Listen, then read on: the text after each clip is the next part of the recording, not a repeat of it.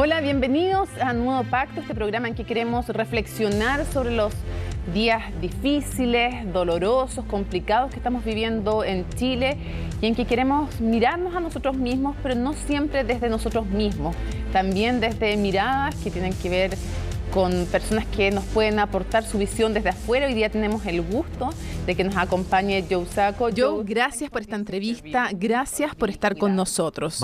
Es un placer. Joe Sacco nació en Malta en 1960, es conocido mundialmente por sus historias gráficas, donde ha mezclado el periodismo y también el cómic y donde ha remecido, y lo digo a modo de opinión personal, el mundo con sus historias. Joe, tú sabías antes de llegar a Chile que estábamos en la mitad de este movimiento social y decidiste venir de todas formas. O tal vez tenías más razones para venir. ¿Por qué? ¿Cuál era tu idea? Bueno, estaba interesado, aparte de venir a un festival de cómics aquí, estaba interesado en hablar con economistas sobre el periodo neoliberal. Ese modelo ha sido replicado y básicamente, como las personas aquí saben, partió en Chile. El hecho de que las personas estén básicamente rebelándose contra el sistema ahora hizo que para mí este fuera el momento perfecto para venir. Entonces estoy bien contento de estar aquí. Pero ¿por qué antes de este movimiento social estabas pensando ya en escribir cosas relacionadas con Chile y otros países de América Latina acerca de nuestro sistema económico y social? ¿Por qué? Bueno, la verdad es que a mí me interesa la desigualdad en los Estados Unidos. Lo veo en las calles de la ciudad en la que vivo. Yo vivo en Portland, Oregon, y tenemos entre 4.000 y 5.000 personas en situación de calle. En los últimos años he intentado entender cómo funcionan las economías. Y todos los caminos te suelen llevar al neoliberalismo, y el neoliberalismo comenzó aquí. Entonces, para mí esta es una forma de ir al corazón de algo antes de empezar a explorar algo más. ¿Y te preocupaba la desigualdad en Chile? ¿Cuál es tu percepción acerca de la desigualdad, los bajos ingresos, los bajos salarios? Porque tenemos un buen promedio, está bien pensado en promedio, pero cuando uno ve a cada persona, cada situación es diferente, ya no es lo mismo. Cierto. Bueno, puedes leer acerca de esas cosas y por supuesto que leí... Y lo hiciste. Sí, leí un poco antes de venir y leí que este es uno de los países más ricos, si no el más rico de Latinoamérica, pero también tiene uno de los niveles más altos, si no el nivel más alto de desigualdad. Entonces, eso es intrigante. ¿Y pensabas por qué? Por supuesto que pienso por qué. Pensé, leí sobre el sistema de pensiones aquí y cómo funciona, sobre los colegios privados y cómo funcionan, pero es solo cuando vas a un lugar y hablas con las personas y ves sus caras, cuando realmente empiezas a entender qué está pasando, porque tienes que separar hechos y cifras, las estadísticas, de lo que las personas realmente están pasando. Una vida normal, aparentemente normal. Y si pudieses enmarcar todo y hacer una declaración respecto a esto, ¿cuál es no solo una opinión, sino cuál era tu opinión antes de llegar a Chile en medio de este movimiento social y cuál es ahora tu percepción? Antes de llegar aquí, ¿Qué tan diferente es tu percepción? antes de llegar, bueno, vine aquí solo a hablar con economistas, solo para tener los hechos básicos de lo que pasó, sabiendo que había desigualdad, pero como estaban estas demostraciones en las calles, obviamente he visto algo bastante diferente. Lo que he notado es una sensación de posibilidad que no he visto en otros lugares. Definitivamente no existe de donde yo vengo. En Portland tuvimos el movimiento Occupy y eso se esfumó rápidamente por muchas razones. Pero estar aquí para mí es inspirador, de hecho, porque siento que muy a menudo nos dicen que las cosas no pueden cambiar. Eso es algo que Margaret Thatcher dijo, que esta es la única alternativa, y ella fue una de las defensoras del neoliberalismo. Y después hablas con la gente en la calle, personas jóvenes, y te das cuenta de que ellos no tienen eso en sus cabezas, no creen que el cambio no sea posible, y eso es algo muy inspirador. Por favor, dime, ¿por qué llegaste a Chile, decidiste ir a las protestas, ir, por ejemplo, a Plaza Italia o Plaza Baquedano? Plaza Italia o Plaza Baquedano. Decidiste ir a ese lugar y estar en medio del movimiento, en medio de la protesta. ¿Cómo fue? Bueno, es algo divertido porque me di cuenta que era mayoritariamente pacífico, pero estaba con un grupo de mujeres encantadoras y nos vimos atrapados por un fuerte gas lacrimógeno. Estábamos afuera de la embajada de Argentina y tuvimos que correr desde ese lugar. Alguien abrió una reja hacia un callejón sin salida para ayudarnos, para que nos alejáramos del gas lacrimógeno, pero después una bomba lacrimógena cayó en el callejón y estaba en todas partes, y las personas golpeaban puertas para que nos dejaran entrar, y nos dejaron entrar. Y esa es otra cosa que me he dado cuenta también. Los desconocidos son muy amables con otros desconocidos y son muy serviciales. Las personas del edificio nos dejaron entrar a sus casas, a sus pasillos, y luego nos rociaban con, no sé lo que era, bicarbonato. Con bicarbonato, además de agua, usar limones. Sí, la gente tenía limones. Si tienes experiencia en las protestas, tienes que usar limones. Claro, y las personas fueron muy serviciales. Y las personas te daban ese tipo de cosas. Sí, exactamente. Y podías ver cómo se cuidaban entre personas que no se conocían, que también para mí fue bastante encantador. Entonces, al salir de esta demostración, a pesar de que la pequeñísima parte en la que estuve fue violenta, salí con un sentimiento muy bueno, como un sentimiento muy positivo. ¿Crees, después de haber tenido ese tipo de conversaciones con diferentes personas en mitad de las protestas y con otros, me imagino que tuviste también esa conversación con muchas personas? ¿Crees que este movimiento social no va a ser solo algo rápido y pasajero? ¿Va a ser más permanente? ¿Será diferente, por ejemplo, al movimiento de toma de Wall Street? Porque fueron allá solo un par de semanas y luego ese proceso desapareció. En el movimiento Occupy eran mayoritariamente estudiantes universitarios interesados en la deuda universitaria. Otras personas comenzaron a unirse, pero nunca fue enorme. O sea, tener 1,2 millones de personas en las calles, hay mucho poder real con esto.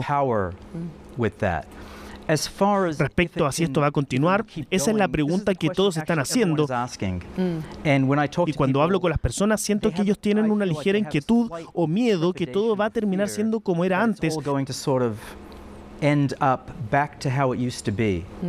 sin ningún cambio dramático, y creo que las personas quieren un cambio dramático. Porque las personas no quieren volver a una aparente normalidad. No, es gracioso. ¿Fue normal esa situación? Eso es exactamente. Las personas en situación de calle en Portland, o esta tremenda desigualdad que hay aquí también, ¿por qué eso es normal? No lo es. No debería ser normal. No lo es o no debería serlo. No debería serlo. Vamos a ir a una pausa y luego de eso queremos conversar contigo cómo podemos construir una normalidad nueva, real y un mejor lugar para nosotros, para todos, no solo para los chilenos, inmigrantes, para quienes están en este país, para las minorías, la diversidad sexual y todos estos grupos. Nos vamos a una pausa y volvemos. Okay.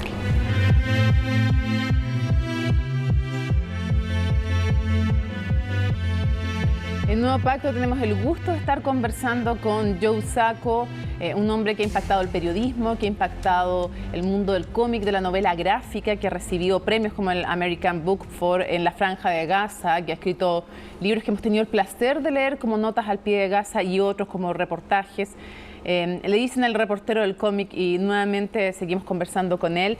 Joe, Desde tu punto de vista, ¿Cuál podría ser una buena forma para construir una normalidad nueva y real? Un país mejor para cada chileno y cada inmigrante en Chile, con menos desigualdad, con mejores salarios, con un mejor sistema social en general, porque lo que teníamos no era normal. Cierto, o sea, creo que no debería ser tan presuntuoso al decirle a los chilenos qué tienen que hacer. Realmente no debería. Pero lo que me he dado cuenta es que las personas están viendo que están pasando dos cosas distintas. Están aquellas que, y muchas veces las personas quieren ambas, quieren reformas, que son las cosas como, ok, no vamos a aumentar las tarifas, vamos a reducir los montos que un estudiante debe pagar, reformas, Mejores salarios, por ejemplo. mejores salarios. Lo otro son cambios estructurales y eso pareciera ser cuando las personas dicen que quieren cambiar la Constitución Una nueva constitución. o quieren una nueva Constitución. Entonces esas son dos cosas y creo que si estás en los zapatos del gobierno, realmente lo que quieres hacer es dividir a las personas que quieren reformas de las que quieren los cambios estructurales. Siempre se puede satisfacer a las personas que quieren reformas. ¿Crees que eso es posible? ¿Es posible una estrategia en que yo diga, voy a dividir a las personas que quieren las reformas inmediatas y en otro lado a las que quieren las reformas de fondo y no enfrentar necesariamente lo más importante o las reformas más importantes? Porque si lo estructural es necesario, quizás tengan que decir, ok, cambiemos nuestro programa de gobierno. Bueno, creo que así debería ser. Es decir, mi preferencia sería que la Constitución escrita bajo el poder de un dictador, y este es el único país del mundo que tiene una Constitución que fue escrita bajo una dictadura. Entonces, eso la cuestiona inmediatamente. También tienes muchos de los problemas económicos a los que se enfrentan los chilenos en ella. Las políticas neoliberales están metidas dentro de esta Constitución. Incluso si se le hicieron reformas en los años de democracia, de todas formas, ¿el origen es un problema para ti? Bueno, y lo es para muchas personas. Sí, para los chilenos es el problema. Pueden erosionar la Constitución con reformas poco a poco, pero realmente eso es solo el gobierno tirándote la cantidad de huesos necesarios para que te quedes callado. Necesitas reconstruir las instituciones. Creo que una constitución escrita bajo una dictadura es absolutamente sospechosa. Creo que las personas tienen todo el derecho a querer cambiar eso. ¿Cómo la van a cambiar? Eso es otra historia. Pero esto es importante porque en las calles muchas personas dicen que no se trata solo de una nueva constitución, sino cómo se llega a ella, de una asamblea. Una asamblea con las personas. Eso no es fácil, creo, para los políticos perder su poder para dárselo a las personas y no pensar que esto pueda ser un caos. Algunos políticos creen que lo va a hacer y no sé cómo expresarlo. Pero algunos dirigentes sostienen que es renunciar a su propio rol, a su propio trabajo, el aceptar que las personas escriban la Constitución. Bueno, este es el área del conflicto y me imagino, o sea, a menos que estés hablando de algo muy dramático, como un cambio completo, sacar al gobierno completo, ya sea porque hay renuncias o como sea, pero no creo que eso vaya a pasar. Pero lo que creo que tiene que pasar es que las personas tienen que seguir presionando mucho y también descubrir cómo se puede cambiar la Constitución realmente. Hay mecanismos para cambiarla, pero son muy difíciles. Y si ese es el caso, ¿hay otras formas alrededor de ellos? Quizá las personas tienen que ser invitadas a la conversación. Abogados constitucionalistas que conocen sobre el tema y que quizás puedan ayudar. Pero ahora pareciera que la situación está en tal punto en que las personas no quieren líderes. En realidad quieren sentir su propio poder. Y cómo eso resulte, ciertamente no lo sé. Joe, has escrito muchos, no sé si muchos, pero varios libros acerca de personas pobres, inmigrantes, guerra, palestinos. Palestinian people and in Chile, En Chile no tenemos exactamente el mismo tipo de problemas, pero sí tenemos un tema con los inmigrantes. Hace un par de meses, 5 meses o algo así, tuvimos una temática respecto a Venezuela y las personas que venían desde allá y estaban en la frontera de nuestro país. in the borderline of our territory, our country. It was Fue una situación conflictiva. Hace un par de años era con las personas de Haití. about the people from Haiti. So, Entonces, ¿cómo evalúas este tipo de conflictos? see this kind of conflict because it's Porque no es solo en Chile, también es en Europa, por ejemplo, con sus refugiados. this, and it has Y ha sido un asunto importante. ¿Cómo se maneja esta situación? to manage this situation. And it's my opinion. But En mi opinión, la base deberían ser los derechos humanos de esas personas. Sí, creo que las personas tienen que... La gente entiende o tiene que entender que cuando las personas se van de sus casas, y especialmente cuando toman viajes muy peligrosos para llegar a otro lugar, no lo hacen a la ligera. Las personas no quieren dejar sus casas. Esa es una decisión muy difícil de tomar.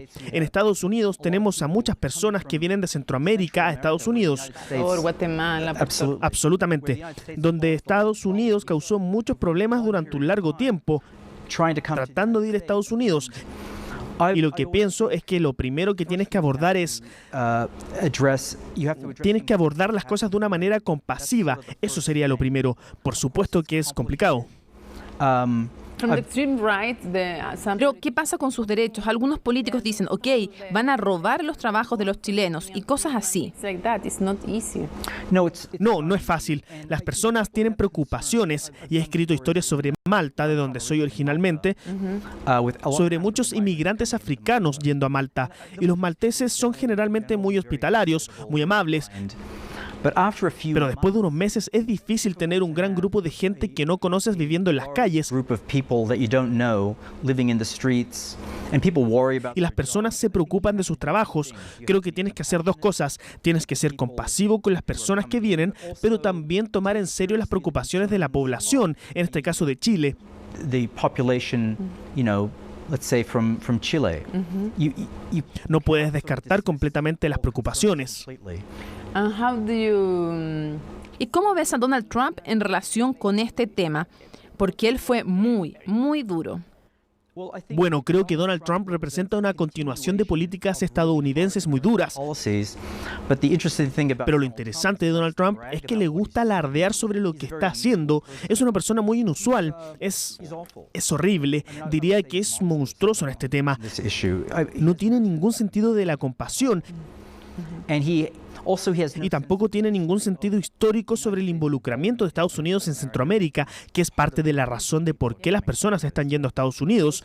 Esos países están pasando por tiempos realmente difíciles y hay razones históricas que aparentemente él no sabe o no le importan. Joe, I would like to go back to Chile. Joe, me gustaría volver a Chile para preguntarte qué piensas acerca de la vulneración de derechos humanos, porque tenemos informes oficiales, no pocos, sino que varios, sobre violación a garantías fundamentales cometidas por carabineros y militares. for policy and army. Bueno, esos Me refiero en este tiempo, durante este tiempo en particular. durante este movimiento social. Creo que deberían ser investigados e investigados de una manera profunda, porque aquí en Chile han tenido una historia de grandes abusos a los derechos humanos. Durante el periodo de Pinochet. Sí, a comienzos de los 70 y los 80 he hablado con personas, o sea, casi todas las personas que conozco de cierta edad han pasado por algo que muchas veces ha resultado ser traumático. Y no puedes repetir este tipo de cosas. Tienes que, lo más rápido posible, descubrir qué le pasó a quién y por quién e investigar. If we not, then Because you're, you have Y si no, ¿por qué te pregunto? Porque tú mismo has visto violaciones a los derechos humanos en otro contexto. seen this kind of human rights violation in another context, okay? En la guerra real, en una guerra aparente, como dijo el presidente Sebastián Piñera, conoces esa frase. Entonces, ¿qué pasa si no enfrentamos este tema? We don't face you have to face Tienes que enfrentarlos porque hay una diferencia entre tener una sensación de paz donde la violencia se detuvo y todos comienzan a vivir una vida normal y una sensación de justicia. and to me peace Para mí la paz sin justicia es siempre tener un trabajo inconcluso, business resentimientos y dejar los traumas dentro de una sociedad. side of society. Y creo que eso es muy insano para una sociedad. No puedes tener paz si no tienes justicia. have justice. You can have Puedes tener una forma de paz, pero no es una paz que importa a largo plazo. A largo plazo necesitas justicia. justice. Without Y con desigualdad, ¿puedes tener paz? you have peace. Si puedes tener paz con desigualdad, entonces no deberías tener paz. Have peace. So you Entonces, Joe, ¿crees que tendremos un mejor país después de este movimiento social? this social movement.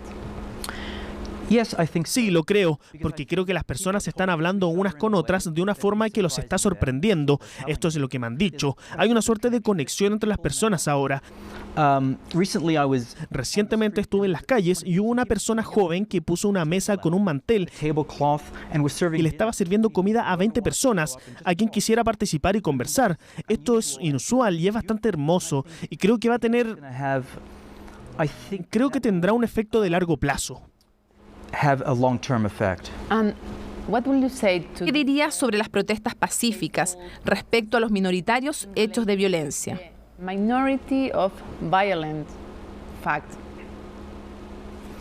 Well, Bueno, personalmente yo siempre prefiero protestas pacíficas, peaceful protests, as people have told me. como las personas me han dicho aquí, y nuevamente no es mi lugar decirles a las personas cómo deben hacer lo que tienen que hacer, But they've told pero me me han dicho aquí que ha habido muchísimas protestas pacíficas. a couple of decades. En el último par de décadas, huelgas, diferentes huelgas que no les han llevado a ninguna parte, y esta es la primera vez que un gobierno realmente pone atención. Paid attention, and it's very Y es muy desafortunado algunas veces que se requiera quemar estaciones de metro para que el gobierno ponga atención, pay attention.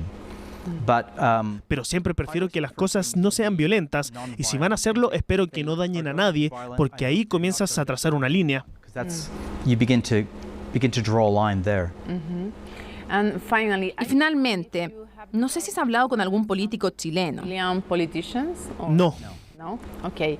If you could Si pudieras hablar con ellos, sean de derecha o de izquierda, from the left, ¿qué les dirías? say them. I don't know, you don't want to Sé que no quieres dar consejos ni nada así, pero como un ser humano que viene de otro país y que está viendo este movimiento social, from another country, and what are you looking in relation with this movement? What will you say to a ¿qué le dirías a un político chileno? ¿Cuál le dirías que es su responsabilidad en este momento histórico? historical movement? Well, Bueno, diría que si insisten en mantenerse en el poder, insist on staying in power, escuchen detenidamente a las personas y no solo para el espectáculo. and not just for show, but the people have to be Las personas tienen que estar en la mesa, pase lo que pase, con Chile avanzando. with Chile going forward. Eso está claro. Joe, muchas gracias por esta entrevista. Ha sido un honor conversar contigo. Muchísimas gracias. Gracias. Terminamos entonces esta interesante conversación con Joe Sacco en Nuevo Pacto. Y claro, se trata de eso, se trata de no olvidar, ¿no?, la responsabilidad histórica que en estos momentos tenemos todos de construir un país mejor, pero un país mejor donde todos sientan que tienen un lugar y que tienen el lugar que han escogido y no el que les tocó por el lugar en donde nacieron, donde cada vez haya más oportunidades para todos y para todas, donde nadie sea invisible a los ojos del otro, ¿no? Nos vemos.